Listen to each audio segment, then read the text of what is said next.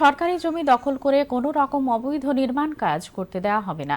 দখলকারীদের বিরুদ্ধে নেওয়া হবে আইনানুগ ব্যবস্থা। আজ রাজ্য বিধানসভায় বিধায়ক শ্যামল চক্রবর্তীর এক প্রশ্নের জবাবে এই কথা জানান রাজস্ব তথা মুখ্যমন্ত্রী ডাক্তার মানিক সাহা। মুখ্যমন্ত্রী বলেন, সোনামুড়ার বক্সনগর এলাকায় 4 জন ব্যক্তি সরকারি জমি জবরদখল করে নির্মাণ কাজ করেছেন।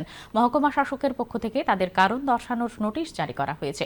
এই সময় পরিষদীয় মন্ত্রী রতনলাল নাথ বর্তমান রাজ্য সরকারের প্রশংসা করেন এবং বিগত সরকারের কাজের সমালোচনা করলে বিরোধী দলনেতা জিতেন্দ্র চৌধুরী সহ অন্যরা পাল্টা বক্তব্য উপস্থাপন করেন। তদন্তে আরও জানা যায় যে নিম্নলিখিত 4 জন ব্যক্তি সংশ্লিষ্ট জমিতে অনুমোদন ছাড়া দোকানঘর নির্মাণ করেছেন। একজনের হচ্ছে ময়নাল হোসেন, রাহুল আমিন, খাউচার আহমেদ, সৌরভ হাসেন। এই প্রেক্ষিতে তাদের বিরুদ্ধে কারণ দর্শানোর নোটিশ জারি করা হয় এবং 26/11-25 তারিখে ব্যক্তিগত শুনানির জন্য উপস্থিত থাকার নির্দেশ প্রদান করা হয়।